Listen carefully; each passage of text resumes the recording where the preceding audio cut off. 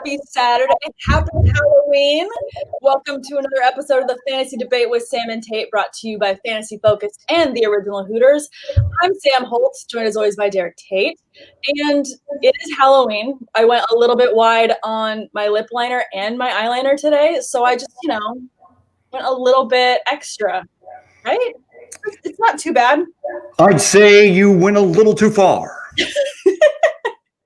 A little too far? Just a little bit. Derek Tate, fantasy detective, trying to figure out what the hell happened to Jerick McKinnon last week. Apparently, he had a case of the tired legs. Yes, he had a case of the tired legs, and as a result of that, you lost our bet. Derek did, not Ace. Derek lost. Ace is a winner. What are you going to do this week about it? Are you going to double down, or are we going to be done with our bet? I'm going to piss, moan, and complain. So have the floor on your Jerick McKinnon complaints. I'm not really sure how far I should take this Ace Ventura thing, but let's get down to the fantasy debate with Sam and Tate. Yeah. All right. I don't know how much longer I can keep it up. I'm going to sprinkle it in there, but sprinkle it in, because you got to help me out, because I'm kind of holding down the fort on Halloween over here. But guys, if you're tuning in, please drop any questions you might have for week 8, any trades that you're fielding, anything like that. Or if you just want to comment and say what you are going to be for Halloween, please jump in the comments and do so. We will love to chat with you about those. Little bit more just about my costume. I am going to be COVID safe when I go out. I have a thing to go to pretty close after this. So I have a mask, but I didn't want to cover it up too much. So I added a little bit to my mask. Is this good? Does this work? I would like to speak to Ray Finkel, and I'll need a new pair of shorts. It's scary. I added a lot of extra blood. Put it away. Put it down. Put it away. I have a severed hand too. Do you really? Do you So, Derek speaking now. I'm going to flip back and forth between Ace and Derek. Where are you just going to hang that around your neck? Or are you just going to are you going to pull that old prank where you go to shake someone's hand when you first introduce yourself to them and they pull that shit? And no. Okay. So in the movie, Pennywise is ripped off Georgie's arm. And so then he waves it at the kids to say hi. So I'm waving with someone else's arm. Alrighty then. Anyways, we've got a couple questions already and people joining us. So thanks for tuning in, guys. Chris B says loves the costume, guys. Really appreciate you tuning in, Chris. And then Ilias wants to know, Allen Robinson expected to play or Tyler Lockett at wide receiver 2 in PPR. Which would you prefer? I don't know how you can sit Tyler Lockett after last week. I still think the Chicago Bears are trying to figure themselves out offensively. So for that reason, I would probably lean towards Tyler Lockett. Do I expect what he did last week, which was 14 receptions, 200 yards, 3 touchdowns every single week? Absolutely not. But I think that you're still seeing the Chicago Bears figure out who they are offensively, and they just can't seem to protect long enough to allow Nick Foles to push the ball down the field consistently. So Tyler Lockett. I agree. I feel like I like the upside better with Tyler. I know that the matchup with the Niners is probably not your favorite, but it's just kind of a crapshoot right now with the Bears, and I just don't have that confidence in slinging him into my wide receiver 2 position if I have Lockett that I can play instead. So I'd much rather have him. Yeah, when it comes to and not to mention the 49ers, Jason Verrett is having a pretty damn nice bounce back season, and Lockett moves more around the formation. Metcalf tends to play outside. I think Everett will probably see a lot more of Metcalf will see a lot more of the Niners' best corner than Tyler Lockett will this week. Yeah, no, I definitely agree with that. I like that we've got a lot of questions coming in. Appreciate it, guys. Sam wants to know, I got put in a hole this last week. My bench was 4 players on bye: Kyler Murray, DeAndre Hopkins, Will Fuller, and David Johnson. That sucks. I also have injuries for Jamison Crowder and Eric Ebron. Is the only player I have that could move in if needed. Ooh, okay. This week my bench is 4 players on a bye. Ooh. Yeah, Crowder is really the only player that if given the option between the two, I'd rather go with Jamison Crowder. I just feel like that Steelers-Ravens game is going to be a little bit of a throwback. Yeah, I think it is. It's that whole matchup. I mean, we can talk about when we want to talk about scary matchups, but also exciting ones because it's Halloween, so why not be on theme? But I like Crowder a little bit more. I think that he has a tiny bit more upside. I mean, they're gonna have to get someone the ball to be useful this week, so I think I would go with Crowder there. And then he says his only question is for this week I have is Tj Hawkinson or Eric Ebron. Again, I'm going to roll with Tj Hawkinson. I don't know about you, but I'm rolling with Tj Hawkinson. Just feel better about his weekly involvement. And again, that matchup with the Ravens, I just don't expect a high-scoring game between the Pittsburgh Steelers and the Baltimore Ravens. Yeah, I don't expect a high score either. I mean, I would love to be wrong and have it be a crazy blowout game and tons of fantasy value across the board, but I feel like it's going to be a really grinded-out game. Defense is going head-to-head, and it's just going to be a really tough one, so I can't imagine it being super high-scoring. But I love Tj Hawkinson. I feel like he's been utilized every single week, so I feel like you can slide him in confidently. Luke joining us saying hello. What up, Luke? Hello, Luke. Ilya saying, do you think Aaron Jones will play next week? I sure as hell hope so. I sure as hell hope so. I have him, and I love him. I think I professed my love for him last week and was very, very open about that love for Aaron Jones. I mean, I've got him in a lot of leagues. I need him just as much as you guys need him. So hopefully we get to see him next week. But hopefully if you don't get to start him this week, you've got Jamal Williams because I feel like he's the back to have in that backfield. I think that last week we got that answer because A.J. Dillon didn't do shit. And I really thought he was going to be a big part of that backfield. Turns out the Packers spent a second-round pick on him for no reason. I don't know that we can say that out of one game. I think that's a little harsh for one game. But I feel like the back that you want in that backfield when Aaron Jones is out is going to be Jamal Williams. He has more reps with everyone. He was successful last year, even with Jones on or off the field. He's seen success. So, sorry, Will. William, it's rude to interrupt. I'm sorry for laughing if that's scary, guys. I should have put a warning saying if you don't like clowns, maybe don't tune into this week's episode. But yeah, I feel like of backs to have confidence in. I feel like Jamal Williams has the reps. He also sees success even when Aaron Jones is healthy. He falls into the end zone. He's just their guy. Eventually, future us will have Dylan. I disagree. Do you think he just sucks? No, it's not that he sucks. No, it has nothing to do with me thinking that he's a bad football player. We don't have a big enough sample size to really know what he's going to do in the NFL. So, but I will say, if they decide to go ahead and hand the ball to Jamal Williams and not even get a look at their second-round running back, to me, that tells me something's up. Maybe he doesn't understand pass protections as well as he should at this point. But he's fresh. They drafted him for a reason in the second round.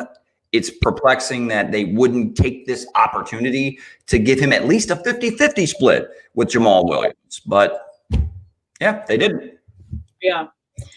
I mean, I wanted better things for him. Obviously, we all saw the crazy, amazing legs that A.J. Dillon has that he's working with over there, putting Saquon to shame a little bit with those legs. But hopefully future us can see some good production out of A.J. Dillon. No one speaks ill of Saquon's quads. Not on my watch. Jeez. And I'm going to throw this one up there just because Will jumped in there. I can't help it. Will, thanks for tuning in. And I'm sorry. I will try not to laugh, but it is really fun to laugh with this makeup on. I'm not going to lie. Oh. Give me a second while I change pants. I really want to know what the thumbnail looks like on our Twitter Periscope because you know how they it intermittently will update when you see the feed. So I just wonder what is the update. If it's just you like that, and then I'm trying to get the hair flip in there. This is really not good hair. I am not a hairstylist. He went on vacation and I think died. It's an A for effort. Let's get back to a couple more of these questions, and then we'll talk about more matchups. God, my hairline sucks, though. When you look at it, actually, legitimately, Derek speaking for a second, it is going in the wrong direction. I'm fighting a two-front war. Hashtag balding. Just go to Bruce Willis. It's fine. TS wants to know, Fournette, Bell, or McKinnon for flex? Oh, yeah. So we are not talking about Jerick McKinnon this week. He literally had – okay, so let's go ahead and go from Ace back to Derek. Derek Tate lost that bet to Samantha Holt on last week's fantasy debate with Sam Tate against Giovanni Bernard. If you didn't notice, I think a guy named Jeff Wilson Jr. scored 3 touchdowns while rushing for over 100 yards. So Jerick McKinnon would have had a big day if he wasn't suffering from, quote, Pro Football Talk reported that he is suffering from, quote, tired legs. That is the first from a NFL running back is suffering on actual – there are reports of him suffering from tired legs. Tired legs. It could be I want to retire from fantasy football when I have to try to predict if somebody has or is suffering from a hard case of tired legs. Unreal. I mean, I'm not gonna lie. It's kind of a crazy. I mean, there is restless leg syndrome. That's a thing. People have that. You know, we can't discount what people have. Look, but I'm not trying to continue your point. But back to TS's question, I'm guessing you're fading McKinnon of this 3. I think I'd rather have Bell just with the Chiefs against the Jets. The Jets are just abysmal, so I feel like it could be a fun day to see Bell fall into the end zone. I also believe in the narrative of revenge games. And you talk about kind of that place basically has people questioning whether Lev Bell can actually play football anymore. His time there in New York with the Jets. So for me, I think that and by the way, quietly, I thought that he had a really efficient day. He had 2 runs of 16 yards in his debut and only 6 carries. So from what I saw efficiency-wise, I still think he has plenty of burst. Once he gets fully integrated with this offense, could it turn into something where it's like a 60-40 split in favor of Clyde Edwards-Helaire and in this offense? He could be a top 30 option every week, if not top 25. So I think that he has I think he purposely gets involved and finds the end zone this week against his former team. I agree. I feel like there is something to these revenge game narratives. I feel like it's happened too many times before in the past where players will see success in this type of a matchup, especially with just how poorly the Jets have been playing. I feel like the Chiefs are going to take them to the cleaners, and it's going to be a bad-looking game. I'm going to feel bad for the whole Jets team. I don't know. Is that a team that you're fading this week unless you're strapped at, bye issues across the board? What are we talking about? Like the entire New York Jets organization? Just yes. For this.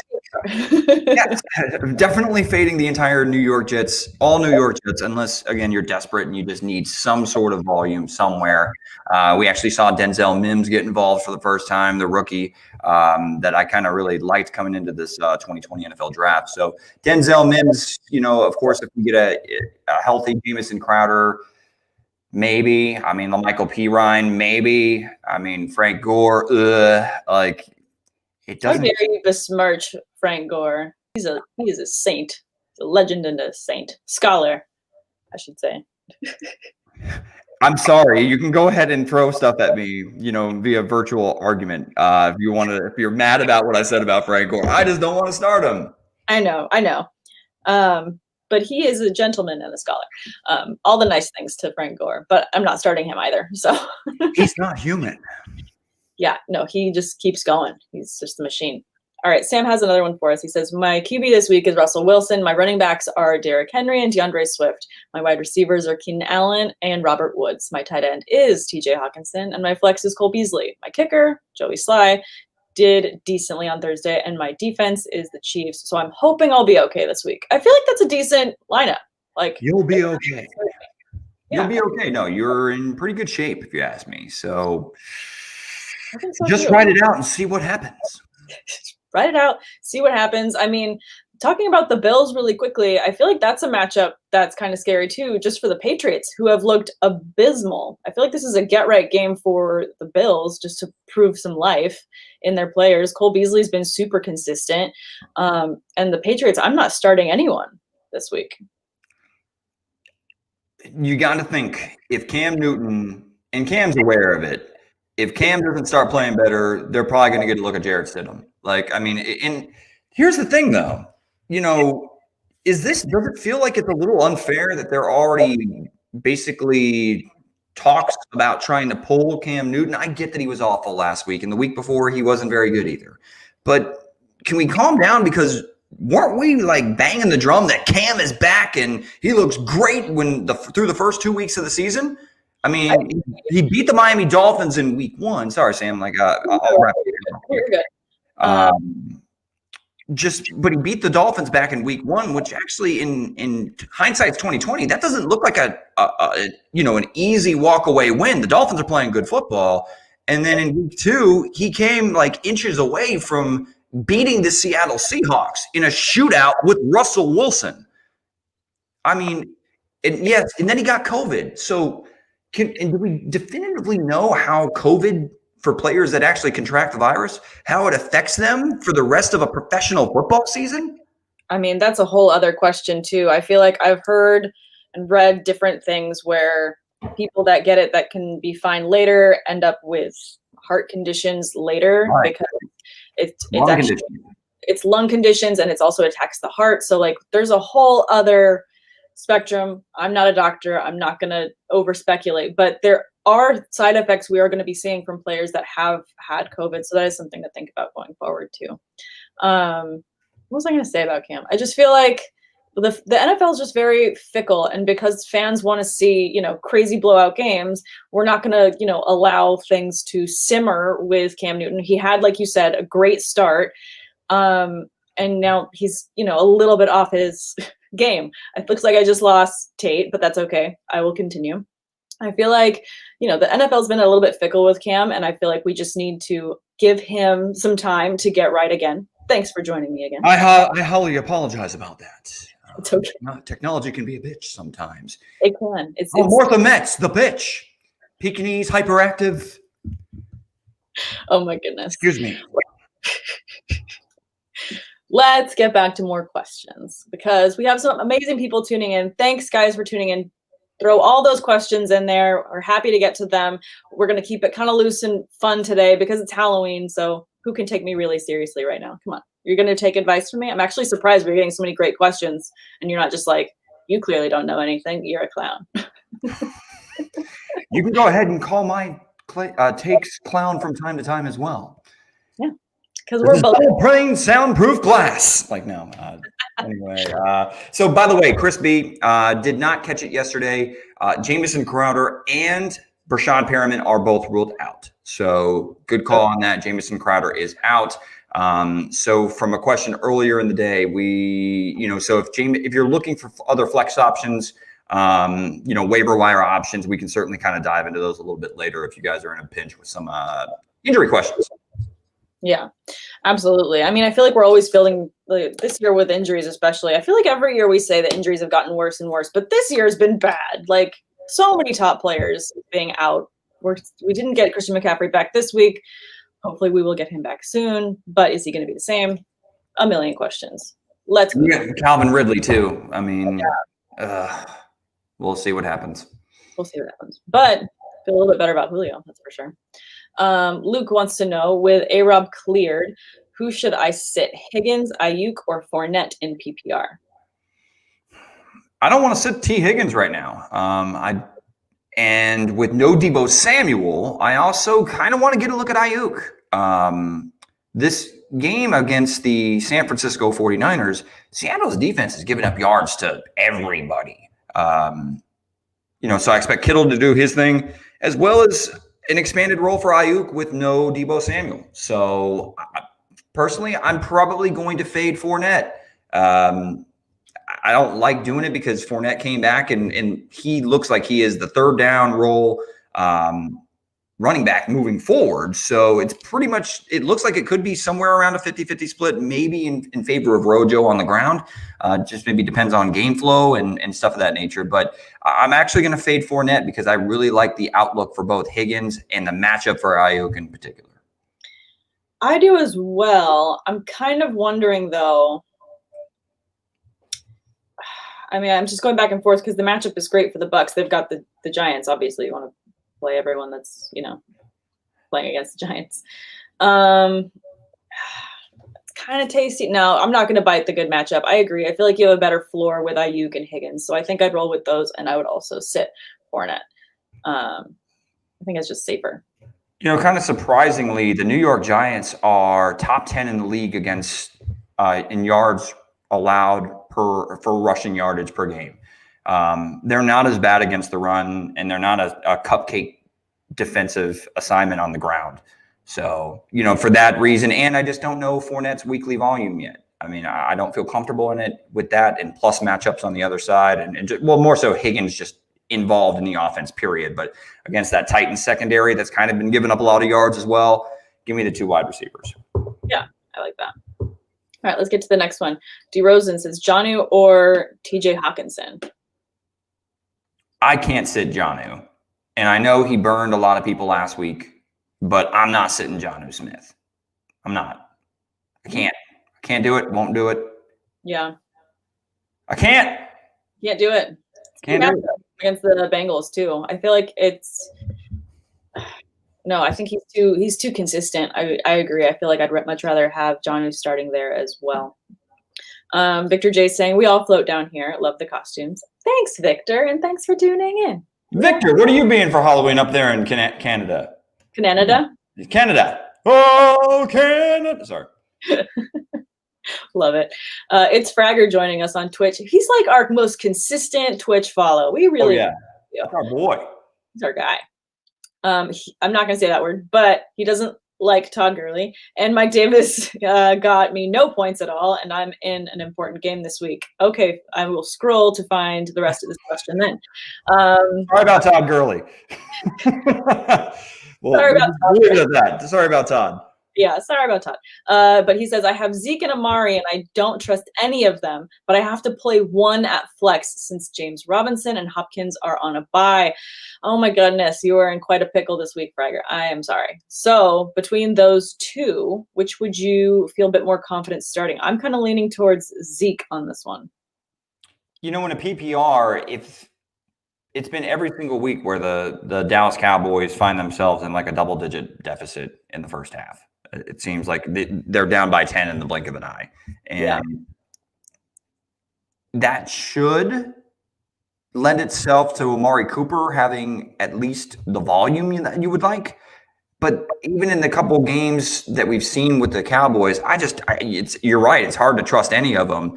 But the one thing that you've been able to take to the bank is the fact that Zeke has seen 12 carries every single game this season.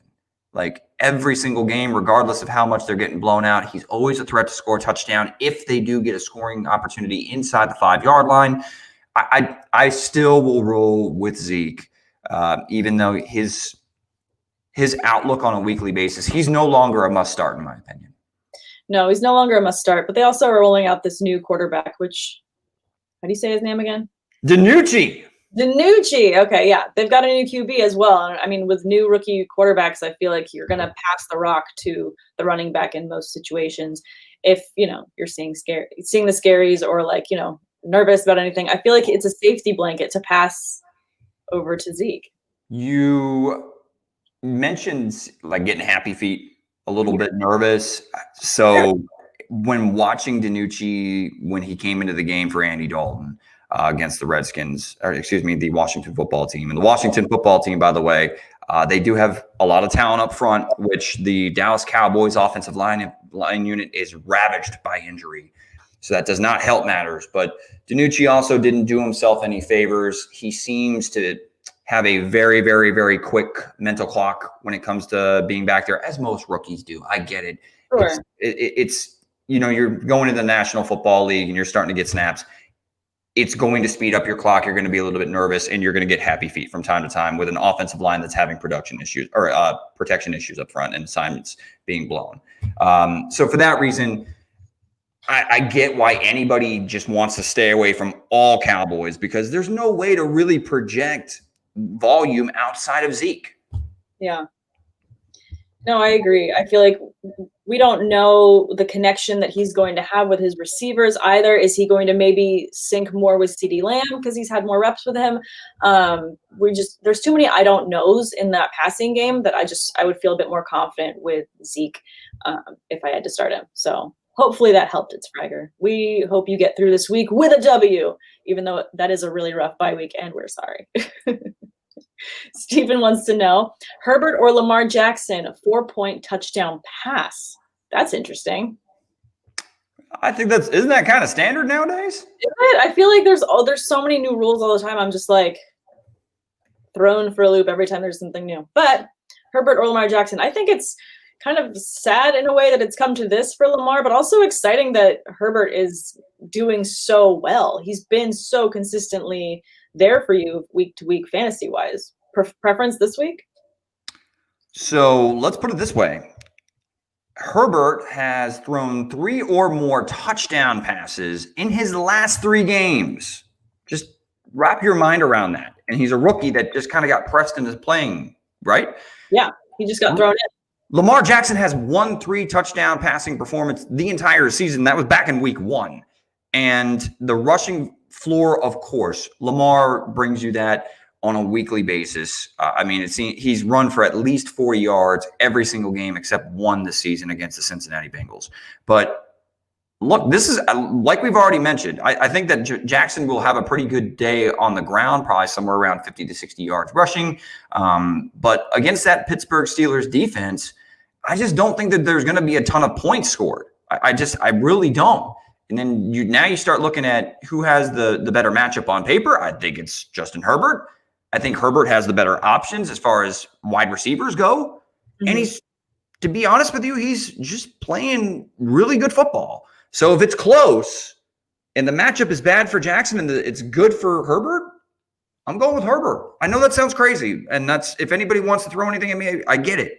But I'm going with Herbert. He's playing better. No, I think that he's just more consistent. And I'm looking at just overall 2020 seasons. Their player rankings are right next to each other on ESPN. Yeah. 17 and 16 with Herbert at 17. And they're right there in points too. They're right next to each other in points on everything, on averages. They're really close. I think that, if I were you, I would also just start Herbert this week because, Lamar's facing the Steelers defense, which, love my Steelers. Hopefully we can slow him down quite a bit. And they did slow him up earlier in the season. So I'm just fingers crossed for my Steelers that we can slow him down. But for your fantasy value, I would go with Herbert because he's not facing the steel curtain. that was well said. Well said. In particular, though, I will say this too. Herbert didn't even start in week 1. Keep that in mind. He missed a game and he has also had his bye week. So the fact that he's as close as he is to Lamar Jackson, point scored wise, that puts it in perspective that he's just at right now. I think he's probably arguably the better option outright. And it definitely tips the scales in his favor when he has the better matchup. No, I agree. I think, and then between the two, Herbert or Jackson this week, I'm going to go Herbert as well.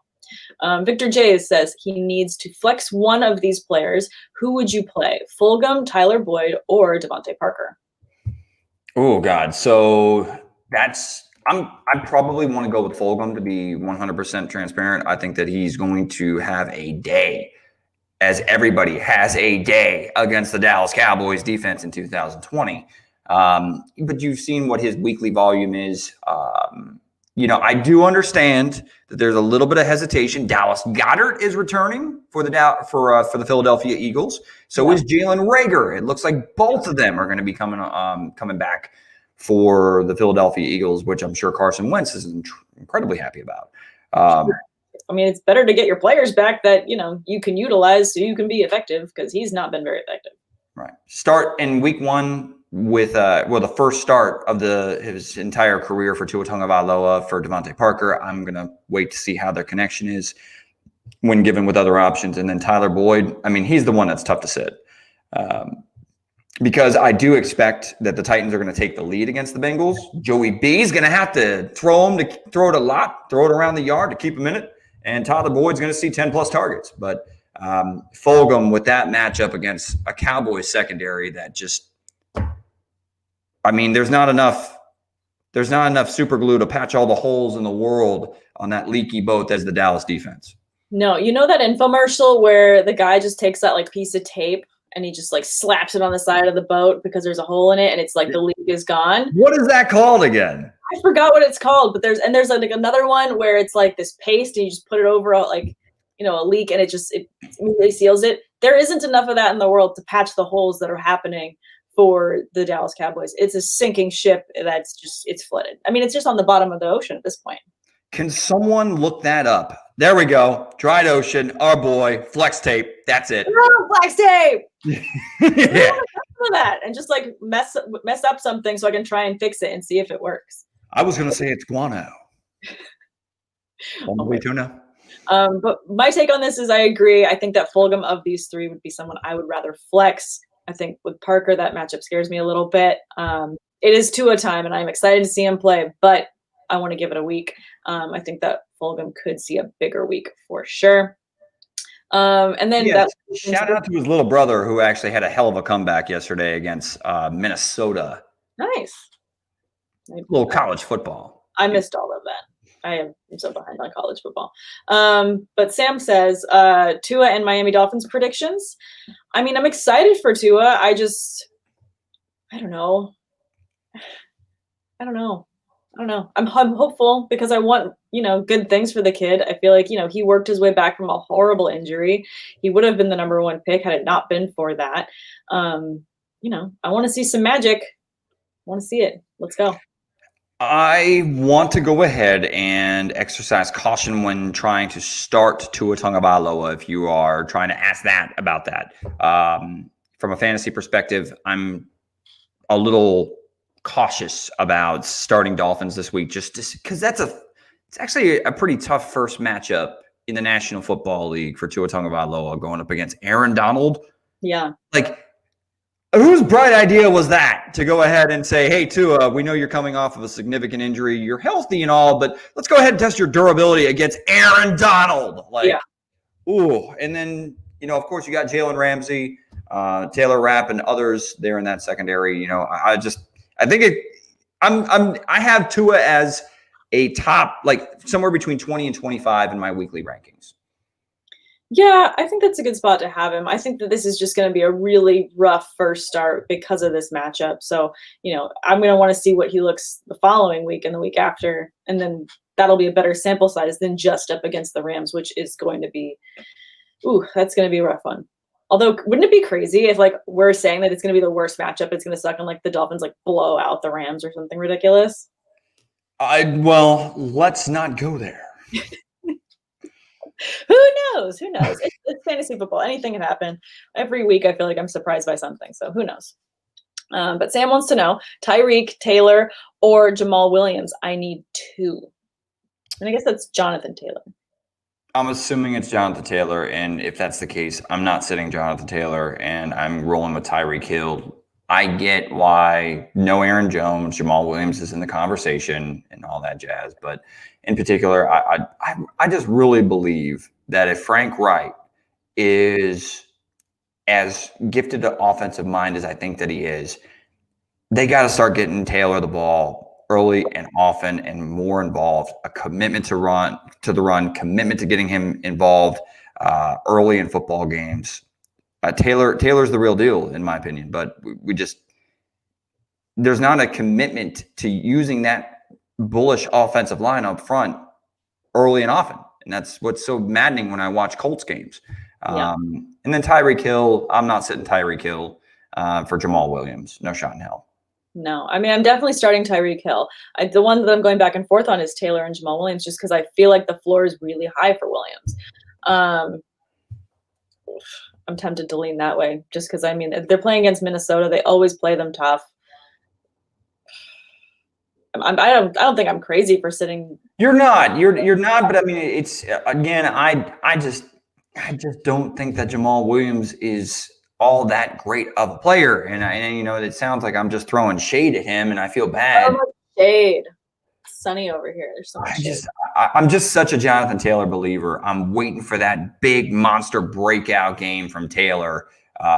Really since week 1, since Marlon Mack went down via injury. So, I mean, and we haven't seen a blow-up performance from Taylor yet. And it's frustrating because he's still the leading ball carrier every week, but he hasn't had a blow-up game. I'm waiting for that game. It's coming.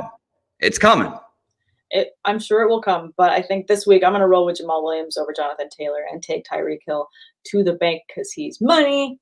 Love Tyreek Hill. Oh, nice. Victor J says, we need to announce DJ Dallas's name like DJ Khaled. You want to go ahead and take that one? No. Well, I don't want to. I'll let Bucks do that tomorrow when we're on tomorrow morning to answer all of your start-sit questions. First thing in the morning, what is that? 7 a.m. Pacific, 10 a.m. Eastern.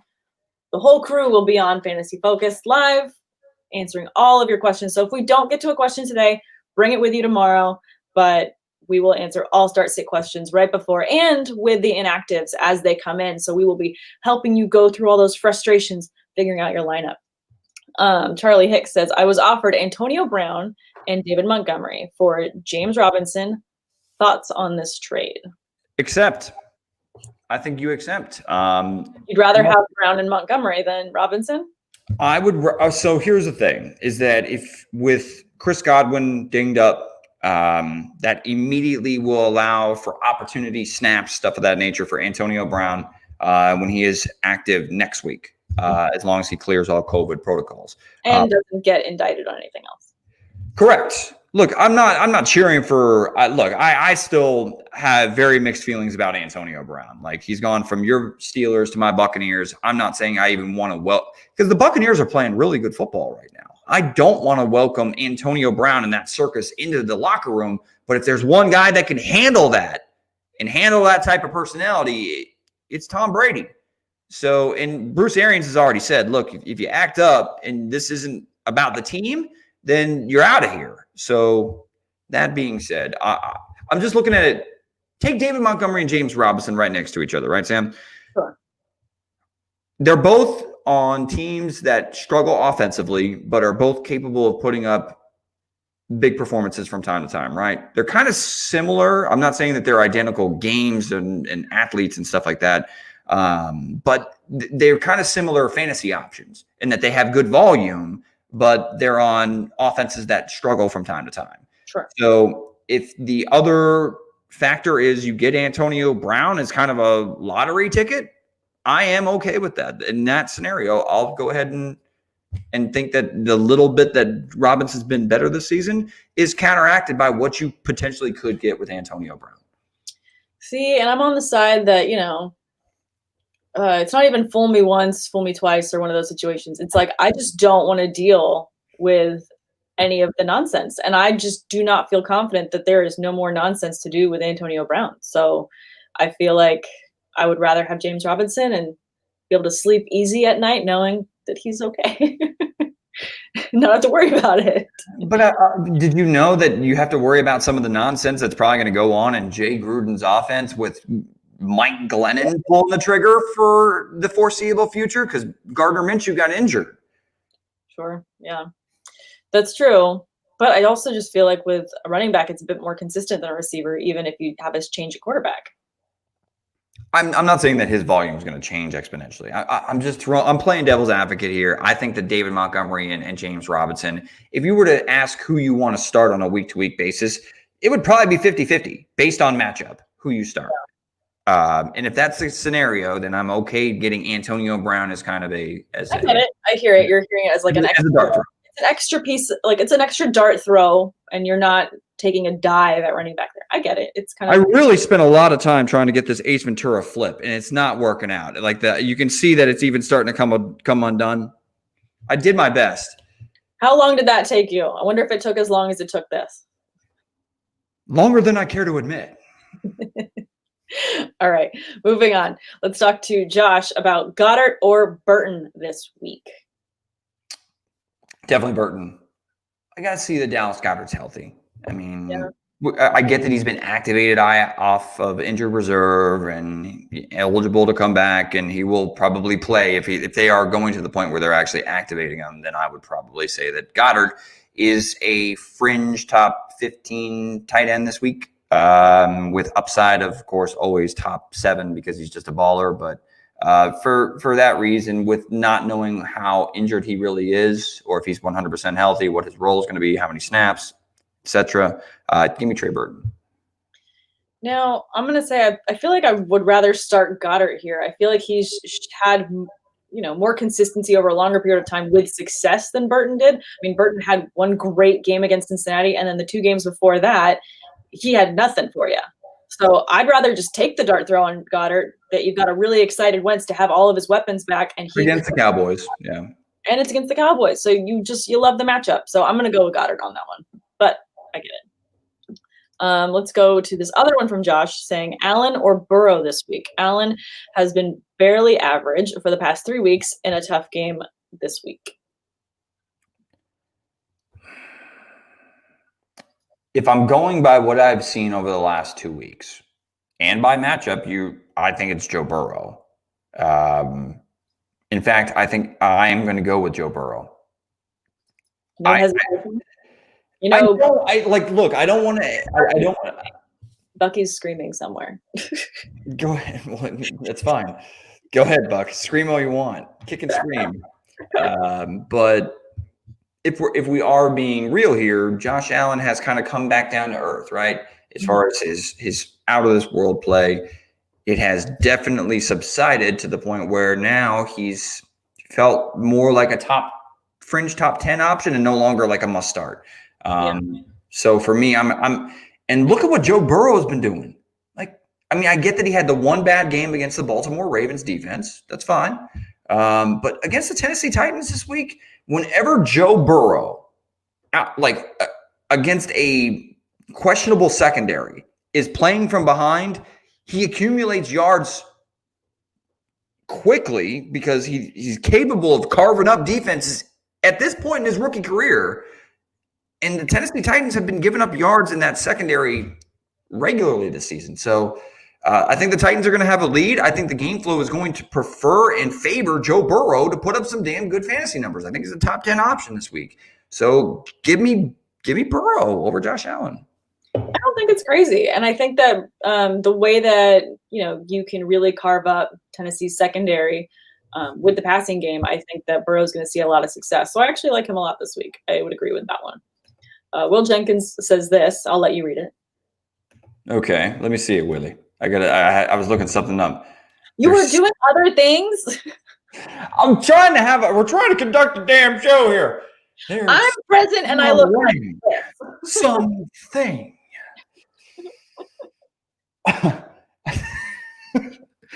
Sometimes I can hold it together and string together multiple lines from Ace, and then there's something. You got time to do it one more time? Like Slinky? So good. Oh, so close. Anyway. There's someone on the wing. Something. Yeah, I'm not doing a good Ace because I'm dressed as Pennywise, but that's okay. You're someone that's probably feels like they've been Botoxed 4 or 5 times. Your face probably can't have that many animations because of all that makeup. It's definitely tight in some areas. It definitely feels like I'm going to be stuck this way the rest of my life.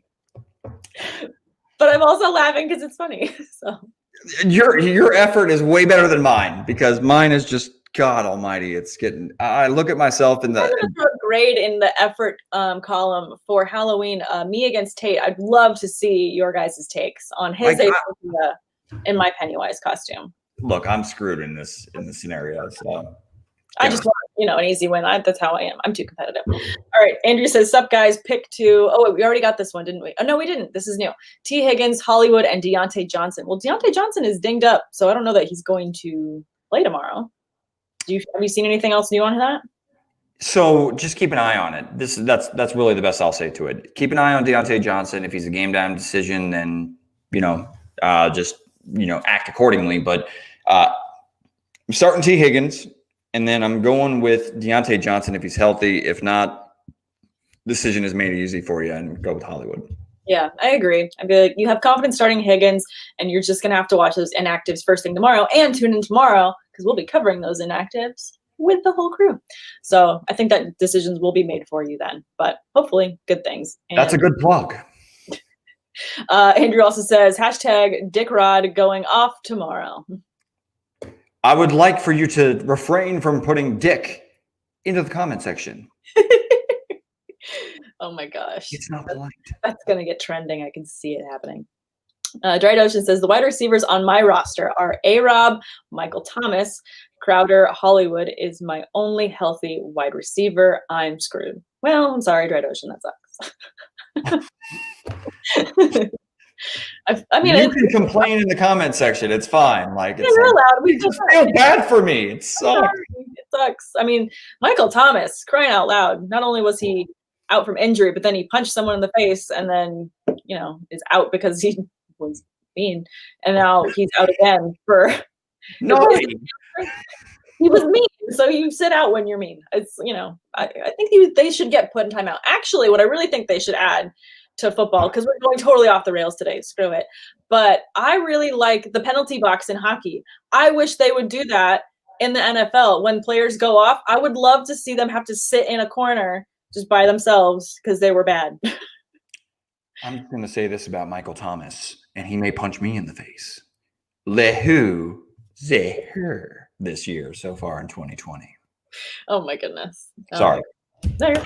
Please don't tune out because I'm doing Ace Ventura stuff, everybody. We will get to your question. People are sticking around knowing that I'm going to laugh and probably scare them. I think that we have some pretty loyal viewers and listeners, so we appreciate you guys. I'm sorry for scaring you if I have. It's Fragger says, I need CMC back. I'm trying to shop Zeke.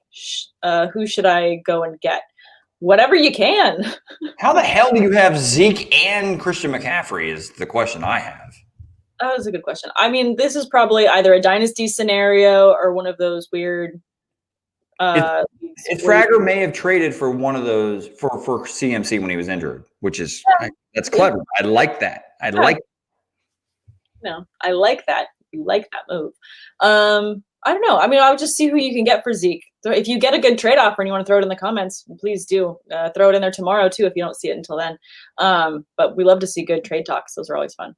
Shades721 says, just traded Carson and AB to an unhappy and worried Zeke owner. Thoughts on that trade? Shades, are you the asshole that took my shades? I couldn't find them today. Anyway, just traded Carson and AB. Unhappy. So that worried Zeke owner. Yeah, we all feel for you. Got Zeke then. I mean, but the thing is with Carson and AB, I mean, we don't know what we're going to get from Antonio Brown. Carson's week to week with his injury, from my understanding, at least the last reported update on Carson. So, yeah, I mean, ultimately, you're still getting a running back with volume that has a chance to score a touchdown on a weekly basis, even though he's no longer the top 5 option that you were hoping for when you drafted him this season. Yep, it's okay. It's a good trade. Yeah, I think so too. And Dread Ocean wanting some clarity too. Carson and AB for Zeke. So hopefully we get that. They may have already settled this in the comments. They might have already settled this in the comments. We're finding this out in real time. Will Jenkins says, excuse me, I'd like to ask you a question. I thought about turning my ass into the webcam and speaking into the microphone with it, but I didn't want to tune off all of our listeners. So, lady, you're scaring us. Lady, you're scaring us. All right, Connor or Taylor in full PPR. Which would you rather? Ooh, Taylor. I mean, I get that Connor's been good this year, but Taylor has a better matchup. Taylor does have a better matchup. But I'm not sitting James Conner right now. I'm on that side of the tracks and I'm staying there. So that's what I'm doing. But Dried Ocean says Pennywise and Rick Astley. This is the problem. When I don't have my shades or my Hawaiian t-shirt, no one knows how to identify me properly. All righty then. Sorry, Dread Ocean. Tate's being Ace Ventura. We did not discuss our costumes ahead of time, so Tate didn't know I was doing this. Well, apparently just doing my hair like this is not quite enough to go ahead and tip my hand to who I am, so I apologize. Well, we needed your apology, so thank you. We appreciate it. Gooch716 says, PPR, Goddard, Montgomery, or John Brown in the flex? Monty, requisite touches. I want to check on John Brown. I thought that John Brown was already ruled out. That may have been from last week. I don't know. These weeks are starting to blend together. To me, I feel like I've gotten no sleep this week. So my humble apologies if I'm a little off kilter with some of the injury reports. And I'm looking for John Brown right now, and it looks like he is off the injury report. So he is a legit option. My apologies, but yeah, I'm going with Monty. Still going with Monty. Practiced fully on Friday. Does not have an injury designation, so he's fine. Yeah, give me Montgomery as well. Requisite touches. Got to go with the higher floor there. He also says, love the costume, by the way. Well done. Thank you. I appreciate it. This is going to really suck. Definitely not me. He's complimenting. No, it's definitely not. I ordered over a dozen red balloons from the party store, and I have to go pick them up after this. So do you take pleasure in scaring little children? I mean, I love it. It's really funny. But I haven't, I'm going to be by myself going to the store dressed like this and, walking out with balloons. That's just, I think it's hilarious, but I'm also kind of scared to go by myself because people really don't like clowns. Well, one's dressed like you. No. It looks like somehow the blood that you've spilt from a carcass is going up your face. I don't know how that no. That's his look. Did you legit? I get it. It looks Sam, it's fantastic. You look like you're probably an extra on a clown horror film. Later today. You look the part.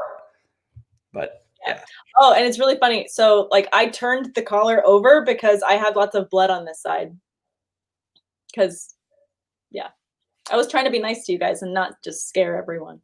But, if anything, we are the crew that can be scared. You can go full scare with us. It's fine. Rah! That's my that's my jump scare. Not a very good one. Scared him away. All right, Blue Crew is saying PPR need one at flex. Who do you suggest? Claypool, Melvin Gordon, T. Higgins, Hollywood Brown, or Rashad Higgins? Need one at flex. I'm probably going Melvin Gordon because Philip Lindsay got hurt again this past week. So I'm actually probably going Melvin Gordon as long as he's active. I mean, it doesn't appear that there's been any sort of, suspension or discipline from the National Football League when it comes to his DUI. So, I'm actually going to go ahead and roll with Melvin Gordon. Yeah, I agree, which is so annoying. If you get a DUI, shouldn't he be punished right away? It's going to be some random week when all of a sudden it's and then he's out because he got suspended. Week 13, right for your fantasy playoffs.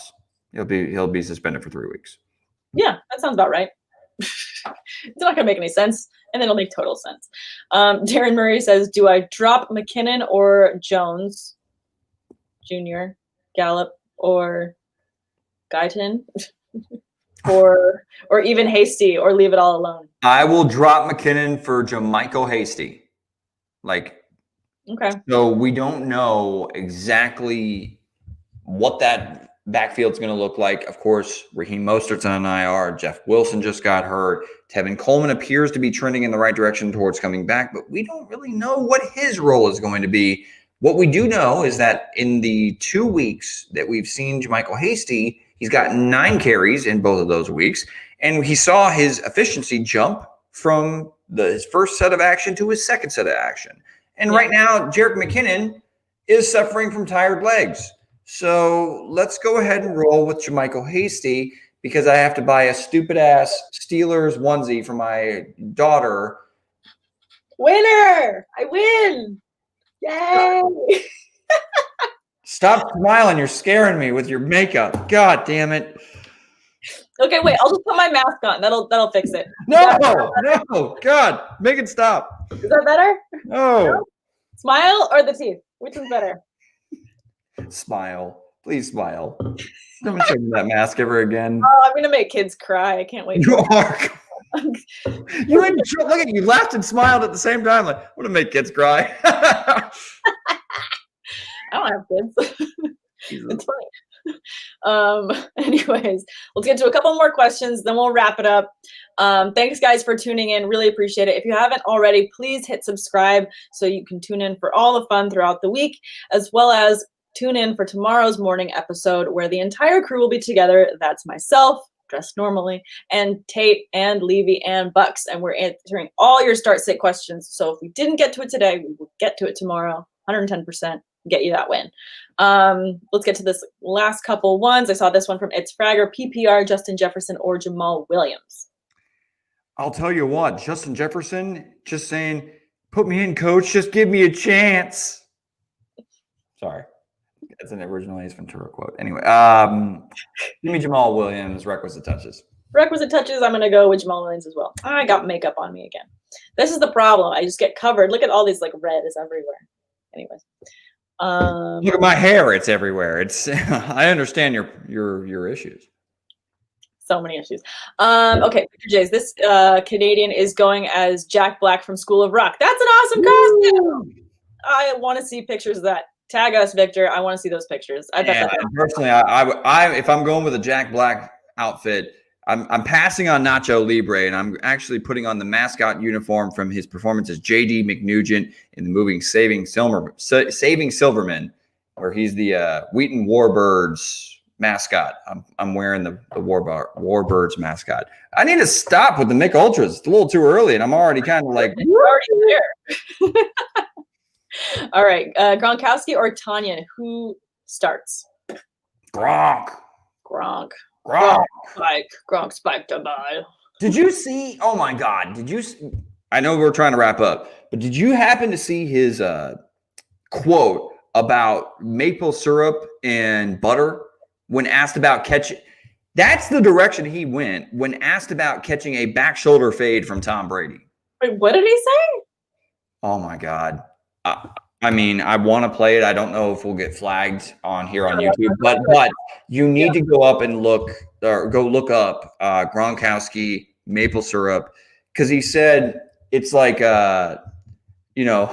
mom said it must be maple syrup because butter don't drizzle like that. And then he also said later in the same soundbite, when he was asked to explain it further what the hell he was talking about, he said, I just drizzle all over the place.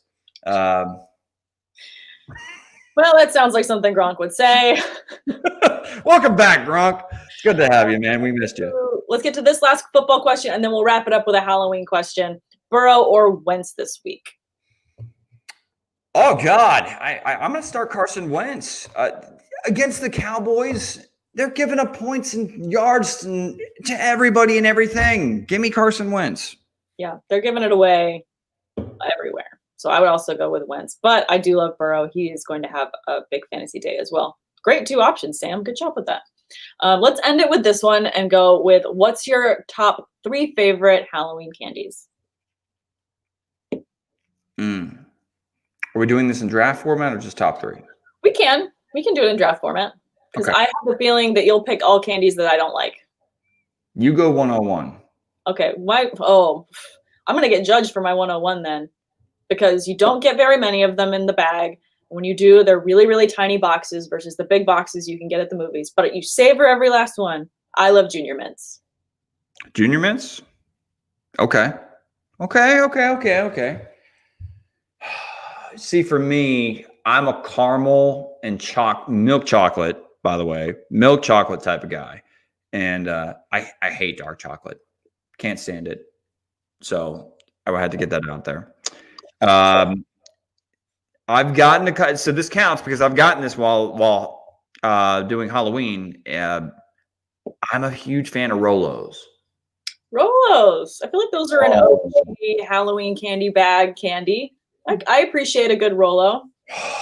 Love me some Rolos. That's my damn jam. Fresh bag though. Like you have to make sure you get a fresh one, because when you get like a Rolo that's been like the bottom of the bag Rolo for too long. Oh, that sucks. Yeah. That's a dud of a Rolo. And then back to you. Mine after that, classic has to be Kit Kats. Love me a Kit Kat. See, for classic, I'm going Skittles. Taste the damn rainbow. I love me some Skittles. So last pick though. Do you have anything that's off the wall that you like that you want to get in there? An off the wall pick of Halloween candy. Okay. I actually really like the, oh my gosh, what is it called? It's the milk chocolate and cookies Hershey's bars, like the white one that's got the Oreos in it. Oh, okay. I love those. Those you don't get very often. I feel like those are like a seasonal candy that don't really come in Halloween candy. Yeah, I mean, I'm personally a big fan of of course, like I already mentioned, aforementioned chocolate and caramel combination for the Cadbury eggs. Cadbury eggs. Whatever. I don't know how to pronounce it. I just know. Wah! I remember the old commercial back in the day. I hate saying this because I feel like it's a given, but some of those like Reese's peanut butter cups just feel like they're Halloween made. Yeah. Such a classic. It's such a classic. I'm old school. They are the classic candy. I do not like chocolate and peanut butter together. So what the hell's wrong with you? No wonder you're a clown. Yeah. Lady, you're scaring us in your Halloween candy.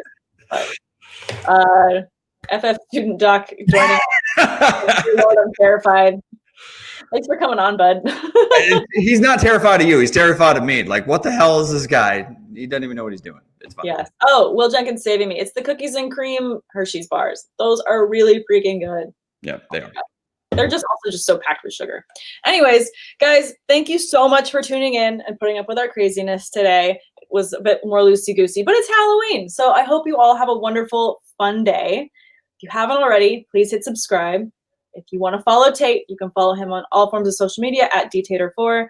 I am at Samantha R. Holt on Twitter and at Sam_awesome on Instagram. Probably going to be posting tons of pictures of clown stuff today. So if you want to see that, go check it out. But hit subscribe. Join us tomorrow morning, 7 a.m. Pacific, 10 a.m. Eastern.